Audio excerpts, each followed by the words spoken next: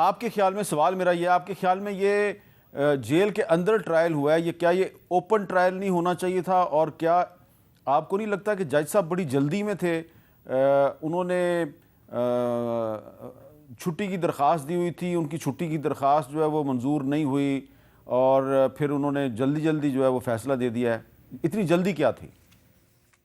میر صاحب، جج صاحب کے کانڈکٹ پہ، پرسنل کانڈکٹ پہ بات کرنا شاید غیر مناسب عمل ہے۔ اچھا، کسی کی ججمنٹ پہ کوئی تنقید کی جائے تو وہ تو ٹھیک ہے، لیکن اور as far as in camera trial is concerned, I think یہ معاملہ چیلنج بھی ہوا، اس پہ کوئی فیصلہ بھی آیا، تو وہ آئی تھنک بعد میں ایک فائنالٹی اٹین کر گیا۔ بٹ اگین میرٹ کی جو بات ہے، اور اگر فیئر ٹرائل نہیں ملا خان صاحب کو تو پھر تو ان کی خوش قسمتی ہے، ان کو ایپلیٹ سٹیج پہ ریلیف ملے گا۔ But there is a litmus test کہ فیئر ٹرائل کیا ہوتا ہے، اور کیا جو اکیوز تھے انہوں نے انجینئر کیا ڈیلے، کوآپریٹ کیا عدالت سے، یا عدالت نے صرف ایک چیز کو بلڈوز کیا؟ تو آئی تھنک وہ دیکھنے والی بات ہے۔ ابھی ہم مفروضوں پہ چل رہے ہیں، اور اگین بہت ساری چیزیں جو ہیں وہ صرف پولیٹیکل نیریٹو پہ بیٹھی ہیں، کوئی ڈیفینس جو ہے میرٹ پہ ابھی تک کوئی چیز سامنے نہیں نظر آئی۔ اچھا، میں تھوڑا سا آپ کی کنزمپشن کے لیے بھی اور ناظرین کی کنزمپشن کے لیے بھی بتا دوں کہ ہوا کیا آج عدالت میں۔ یہ جو 14 سال قید بامشقت کی سزا سنائی گئی، تو اس کے علاوہ جو عمران خان اور بشرا بی بی ہیں ان کو 1,57,40,00,000 روپے کا جرمانہ بھی عائد کیا گیا ہے، اور بانی پی ٹی آئی جو ہیں ان کو 10 سال کے لیے نااہل بھی قرار دیا گیا ہے۔ اور جو آپ 342 کے بیان کا ذکر کر رہے تھے، تو فیصلے سے قبل جج صاحب نے بانی پی ٹی آئی سے یہ سوال کیا تھا کہ آپ نے 342 کا بیان دیا، تو انہوں نے کہا کہ میں نے اپنے وکلا کے آنے پر یہ بیان جمع کرواؤں گا، تھوڑا وقت دیں، تو لیکن جج صاحب نے ان کو وقت دینے سے انکار کر دیا۔ علی ظفر صاحب، مجھے یہ بتائیں کہ یہ جو بشرا بی بی صاحبہ نے آج خود ہی جا کے کہا ہے کہ مجھے بھی گرفتار کر لیں، تو ان کو ابھی تک گرفتار نہیں کیا گیا، کیا اس کی وجہ یہ ہے کہ ابھی تک جج صاحب کا ریٹن آرڈر سامنے نہیں آیا، یا اس کی کوئی اور وجہ ہے؟ دیکھیں جی، مجھے لگتا ہے کہ شاید ان کو یہ خیال تھا کہ ہم سزا سنائیں گے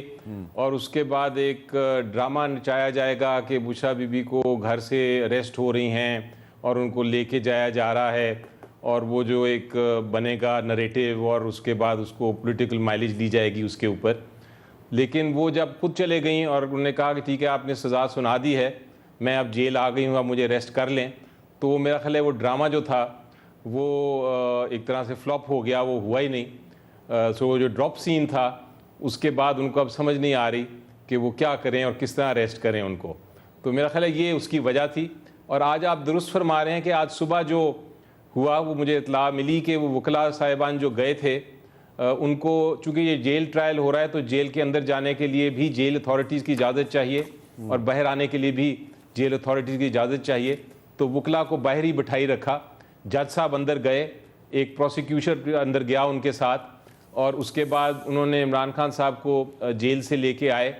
اور وہاں کہا ان کو کہ جی آپ بیان یہ دے دیں۔ انہوں نے کہا میرے وکیل کہاں ہیں، میرے وکیلوں کے بغیر میں کیسے بیان دے سکتا ہوں؟ تو عدالت نے کہا ٹھیک ہے آپ نہیں دیتے تو میں آپ کو 14 سال سزا سناتا ہوں، جب وہ جا رہے تھے کمرے سے۔ تو یہ آج کی کاروائی جو مجھے اطلاع ملی ہے۔ علی ظفر صاحب ایک اور بھی میں چاہ رہا ہوں، ایک آج لاہور ہائی کورٹ کا ایک آرڈر آیا ہے، وہ عمران خان صاحب جو ہیں انہوں نے Pakistan electronic media regulatory authority کے خلاف ایک درخواست دی تھی، تو اس پہ جسٹس شمس محمود مرزا صاحب کا جو آرڈر ہے اس میں کہا گیا ہے کہ عمران خان سمیت ان کی پارٹی اور تمام پارٹیاں جو الیکشن میں حصہ لے رہی ہیں ان سب کی الیکٹرانک میڈیا پہ جو کوریج ہے اس کو ممکن بنایا جائے۔ تو آپ نہیں سمجھتے کہ لاہور ہائی کورٹ سے تو آپ کو یہ ایک مل گیا ہے، ایک ریلیف مل گیا ہے، اور اس کا الیکشن میں آپ کو فائدہ ہوگا؟ جی بالکل، یہ وہی جو جسٹس شمس محمود مرزا صاحب نے جو فیصلہ کیا ہے، اس میں وہ آرٹیکل 17(2) کی ہی وہ بات کرتے ہیں، اور کہتے ہیں کہ ایک پولیٹیکل پارٹی جو ہے اس کا بنیادی حق ہے کہ وہ اپنی کیمپین کرے، یہی ہم کہتے آ رہے ہیں، اور یہ فائنلی ایک عدالت نے یہ فیصلہ کیا ہے۔ اب اس کو کوئی مانتا ہے یا نہیں مانتا یہ الگ بات ہے، کیونکہ آپ کو یاد ہے کہ سپریم کورٹ کا سمبل کیس تھا، سمبل کیس میں جب بحث ہو رہی تھی تو میں نے یہ کہا تھا جج صاحب کو، چیف جسٹس صاحب کو، کہ سر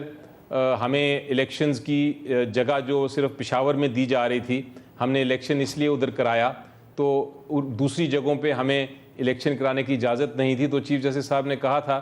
کہ اگر آپ کو یہ مسئلہ تھا تو آپ ہمارے پاس آتے، ہم آپ کو آرٹیکل 17(2) کے تحت آپ کو اجازت دیتے کہ آپ اپنی الیکشنز کرائیں۔ تو اس ججمنٹ کے بعد ہم نے آج انٹرا پارٹی الیکشنز کرانے کے لیے پورے پاکستان میں جو تھیں ریزولوشن ممبرز کی ایک میٹنگ کال کی تھی جو مختلف جگہوں پہ تھی، لیکن آج یہ ہوا کہ اسلام آباد میں جو جگہ تھی وہ سیل ہو گئی، کوئٹہ میں جو جگہ تھی ادھر پولیس نے ریڈ کر دیا، باقی جو جگہوں پہ جو جانا چاہ رہے تھے ممبرز ریزولوشن پاس کرنے کے لیے ان کو اریسٹ کیا گیا۔ تو یہ معاملات ہو رہے ہیں۔ اس کے ساتھ ساتھ آرٹیکل 17(2) کی ججمنٹ بھی آ گئی پیمرا کے بارے میں، لیکن اب دیکھنا یہ ہے کہ باقی چیزوں میں بھی آرٹیکل 17(2) جو ہے وہ اپلائی کیا جائے گا کہ نہیں، کیونکہ فی الحال تو وہ نظر نہیں آ رہا۔ وہ تو آئین میں ایک کتاب میں ہمیں نظر آتا ہے آرٹیکل 17(2) جس کے تحت ایک سیاسی جماعت جو ہے وہ پولیٹیکل کیمپین کر سکتی ہے، اس پہ میں لیکن وہ پریکٹیکلی ہمیں زمین پہ نہیں نظر آتا۔ مصطفیٰ رمدے صاحب، اس پر آپ کچھ تبصرہ فرمائیں گے کہ جو علی ظفر صاحب کہہ رہے ہیں کہ عدالت کے فیصلے تو آ جاتے ہیں لیکن اس پہ عمل درآمد نہیں ہوتا؟ سر، عدالتوں کے فیصلے جو ہیں وہ ہر کوئی احترام کرتا ہے، کرنا چاہیے، اور علی ظفر صاحب ہوں یا کوئی بھی ایسا شخص جو اگریوڈ ہو کسی نان امپلیمنٹیشن سے، وہ کنٹمپٹ میں جا سکتا ہے اور فیصلوں پہ فی الفور عمل درآمد ہوتا ہے۔ بہت سارے کنٹمپٹ کی پروسیڈنگ جو ہیں وہ انیشیٹ بھی ہو چکی ہیں، اسلام آباد ہائی کورٹ میں ڈپٹی کمشنر کے خلاف چل رہی ہیں، تو وہ غالباً اتنی کوئی اچنبے کی بات نہیں ہے، امپلیمنٹ ہوں گے جو فیصلے ہیں۔